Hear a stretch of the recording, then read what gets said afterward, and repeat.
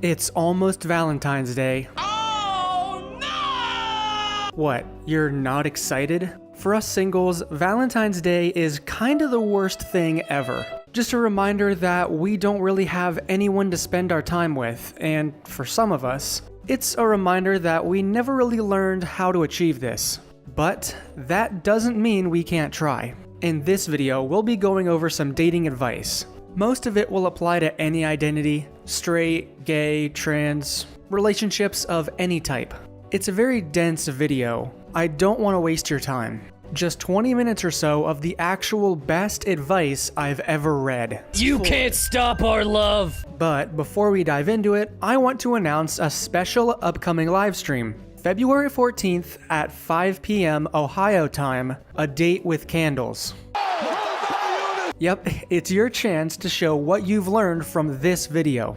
In this stream, we'll be going over some of your best pickup lines, your own dating experiences, and just generally having a good time. I'm doing this for everyone who might not have someone to spend the holiday with. So, if you're single, you can hang out with us. Watch my community tab for more information. Now, on to the video.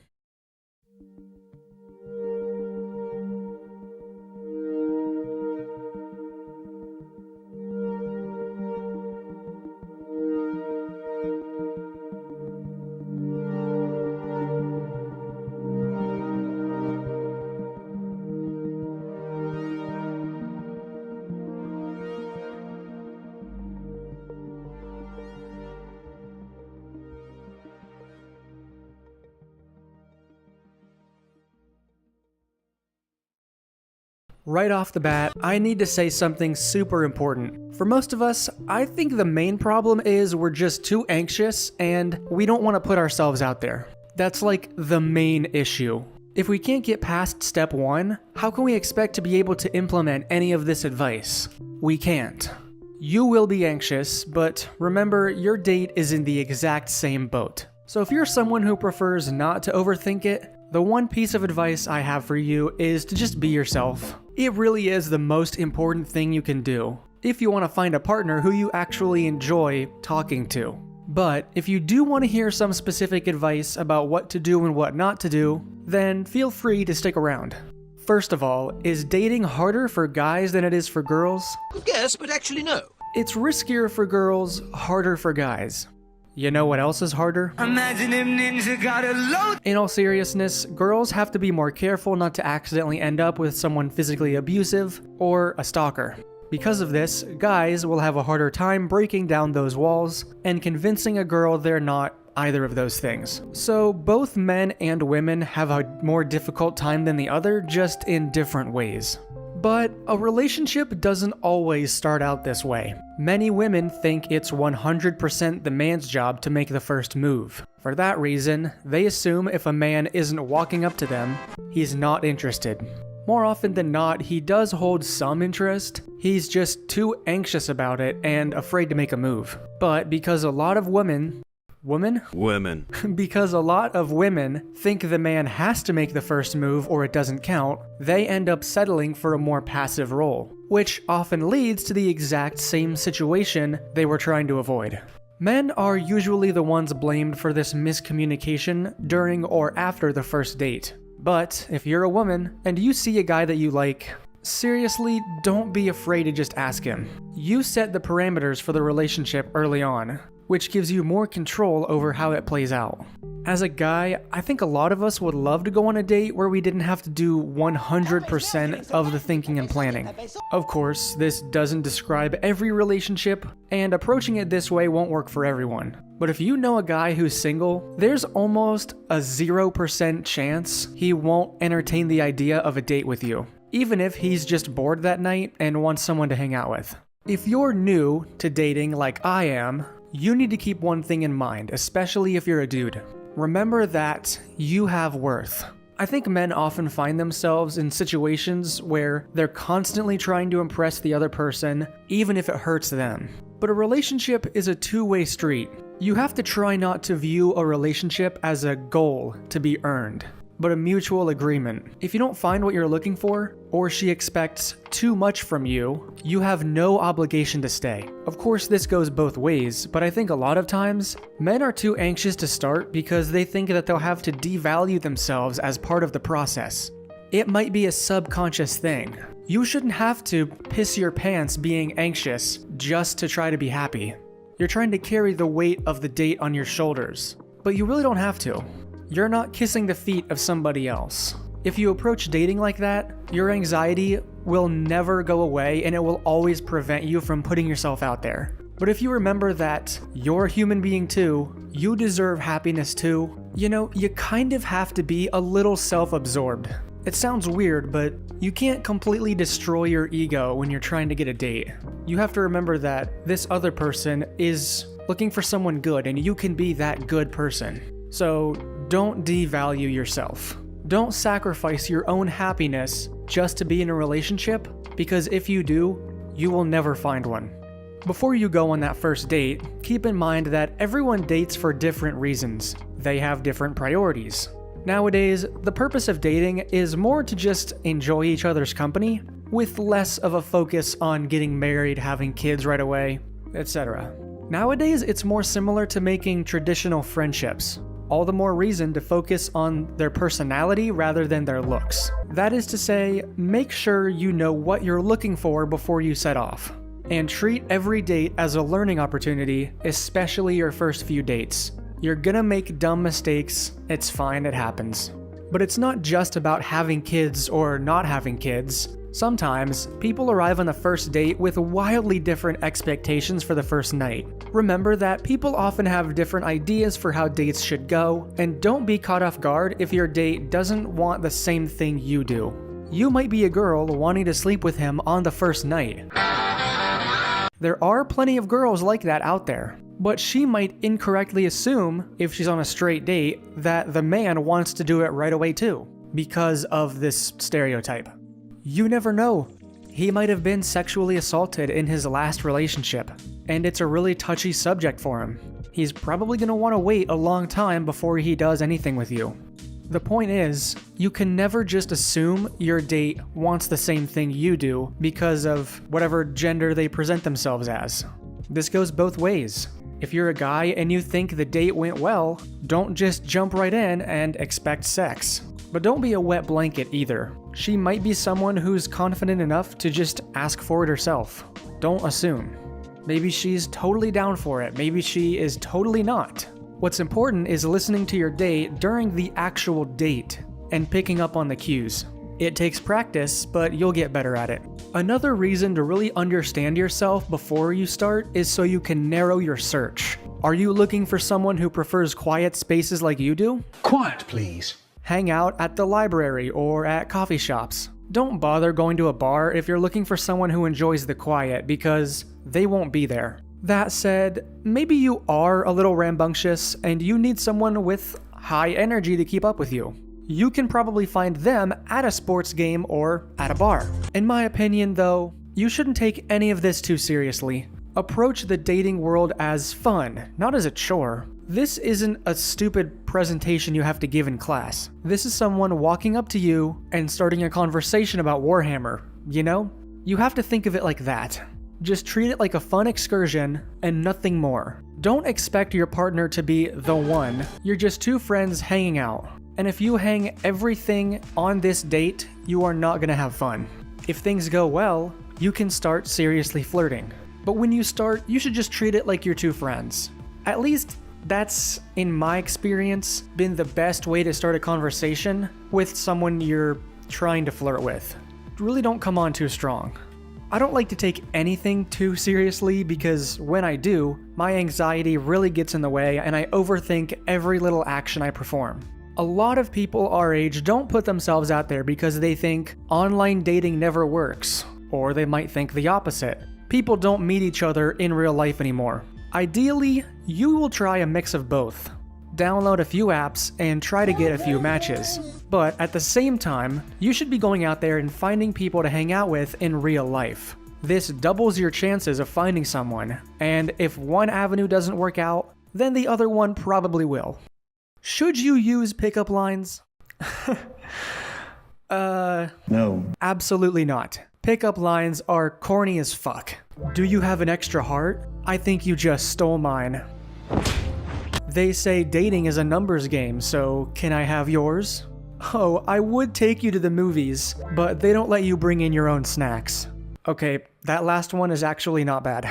But no, it's pretty unanimous that pickup lines are dumb. If you want to find someone that you can easily talk to, I would not recommend trying any of these.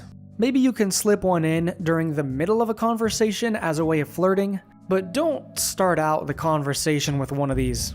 It's just a bad idea. But let's say you do approach someone and the water is ice cold. Don't be afraid to just bail. If she's clearly not interested, she'll probably thank the maker that you aren't just pushing. If you think you're a good person that deserves a shot, then hey, it's their loss. Hypothetical. Let's say you've actually done the impossible and secured a date. Where should you go? The first IRL date location should be a public place. You do not want her to feel trapped.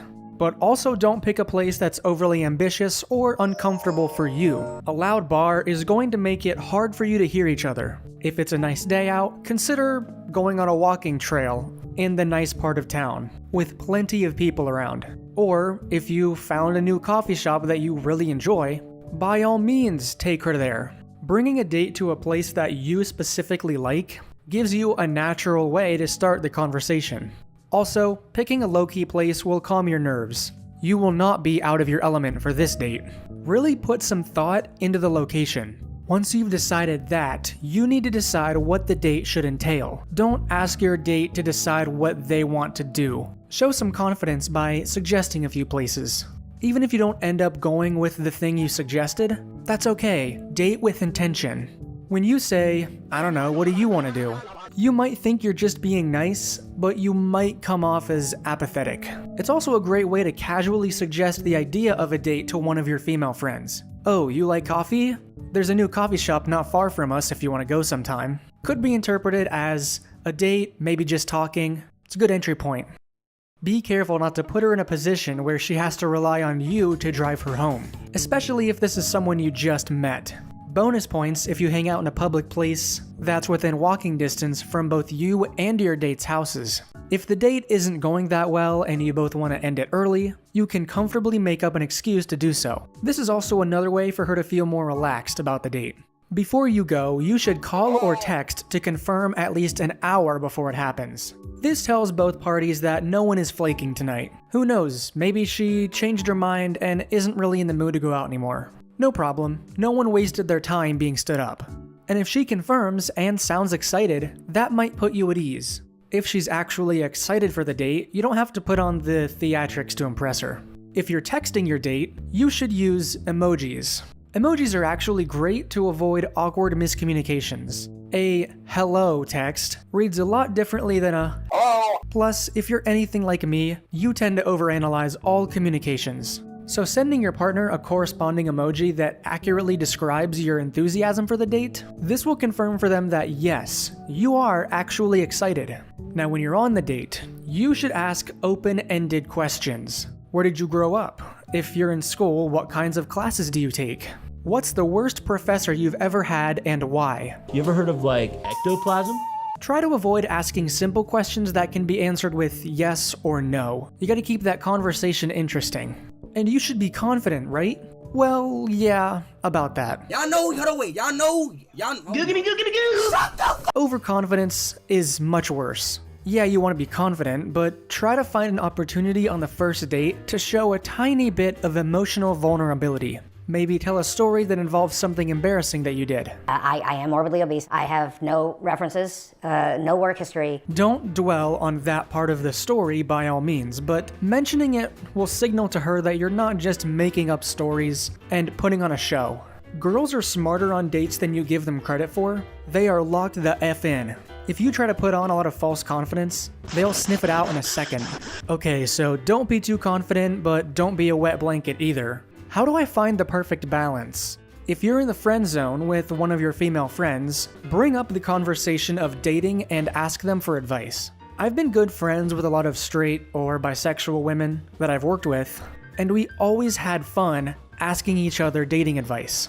It's a great way to learn the do's and don'ts of dating, straight from the mouth of people who know what they're talking about. One of my all-time favorite conversations is when a straight girl asks me advice for their date. Like, okay, describe your date to me. Is he tall? Athletic? Is he more of a quiet type? What year of school is he in? I know how guys think, so I know I can give you good advice for how to impress him. When you're on the date, ask questions and try not to do most of the talking. If you find that it's hard to get more than a simple yes or no out of her, then she's probably either not interested or she's already made her decision. That being said, if you can tell that a date isn't going to work out, don't just bail on the date and try to get it over with early. Mentally tell yourself, okay, I don't think we're gonna work out. We're just not right for each other. Now, the pressure's off. And I don't need to worry about embarrassing myself because it won't really matter anyway. Leave the date with earnest. Who knows, maybe she knows someone who would get along with your true self. And a failed date can lead straight into a date that goes really well. 2 things you should never bring up on a first date. 1. Exes. This might just reopen old wounds for you or your date, and it will get messy. 2. Sex. If you're a guy on a date with a girl, never try to initiate sex. I know for some people this is just obvious, but it's a piece of advice that's frustrating to, I think, most guys. There's an imbalance there. It's like if you're a guy, you're not allowed to want it, right? It's really hard to get out of that stereotype. Men's sexual needs and sexual health are just as important as women's. But until we live in a world that teaches men how to take care of their sexual health, and the stereotype of the sex-crazy man is no more, then we have to play to the current dynamic. If you try to be the one to initiate it, it comes off as desperate or even creepy. At least on the first few dates, if you're the guy, don't try to initiate it unless your date clearly communicates that this is what they want. Speaking of exes, try not to compare your current relationship or current first date to your previous ones. Girls may be smart when it comes to sniffing out false confidence, but guys are usually smart enough to sense when you have unresolved feelings for a previous partner. If you are constantly bringing up your exes, don't expect your date to stick around for very long. I'd like to read this quote I found from one of the articles I used for this video. Quote, "Every relationship is a unique tapestry, woven with its own threads of experiences, personalities, and circumstances. Just as no 2 snowflakes are identical, no 2 relationships will ever be the same. When you compare your current partner to an ex, you inadvertently rob your new relationship of its individuality. You limit your ability to truly see and appreciate the person right in front of you." End quote. I think that makes a lot of sense. It's not hard to compare, but you really should make an effort to avoid it. And for real, do not put insane expectations on your date. They're not going to be the paragon god or goddess that you expect. Even if they seem like the perfect person now, you should be ready to find flaws when you go on second and third dates. We're all human and no one is perfect. If they are perfect, that means there's something seriously wrong that they might be hiding from you. Or they're being fake and putting on a show. Having realistic expectations does not mean you're lowering your standards. It just gives your date the opportunity to surprise you with a nice quality that you weren't expecting. As a guy, it's hard to speak honestly on what frustrates me on the dating environment, especially when I've never gone on a proper date. I sort of have, but I haven't been on a date where we established that that was the intention. But I will say, I think a lot of guys, and girls especially, have certain barriers that if their date doesn't immediately cross that barrier, it's a no-go. Height is obviously the biggest one for guys. Height is something that you literally cannot control. And no matter what a guy does to make up for it, they have a great personality, they treat someone really nicely, it's just a barrier that they cannot cross. And I urge you to try and knock down some of those barriers if you have them set up. A lot of people, men and women, pass over really good partners because maybe they weigh 10 extra pounds than you want, or maybe they're 2 inches shorter than you want. It's ridiculous. There's another quote from that same source.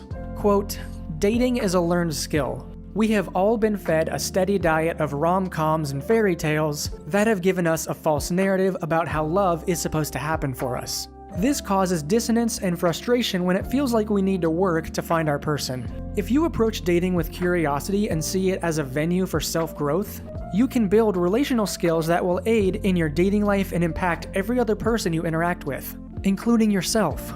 With a growth mindset around dating skills like profile writing, flirting, conversation techniques, texting, and even sex, you can rewrite any stories that have blocked you from finding your ultimate happily ever after. Unquote. That quote mentions our overconsumption of rom-coms and, the standard Netflix boy toy movie. Now, I will have to bring up this one reality show that I have a vendetta against. Love Island. I know a lot of people who watch this show, and every time I get a glimpse of it, it's so fucking sad how materialistic these people behave. And you might say it's reality TV, no one takes it seriously. Some of the girls who watch this show that I've talked to, they have a hard time convincing me they aren't really influenced by it. And I feel like shows like that are really the main driver of putting insane expectations on your date. Am I the only one who feels this way? It's not just this show, it's systemic of a larger issue, but shows like Love Island really just make me feel so depressed and pessimistic about humanity. If you like that show, please try to distinguish fantasy from reality. These are not real people. They just aren't. Now, that being said, continuing the trend of things you might not want to hear. If you've gone on many, many dates and they all ended the same, you maybe consider that you might be the common denominator. A little brutal self-honesty is good when you don't dwell on it too much. Take some time to think about your past dates, what seemed to go wrong, and why they might not be working out. Sometimes the two of you just don't click and it just doesn't work out, that's fine. But maybe you've gone on 7 dates in the last month, and you always end up talking too much, and your date quickly gets tired.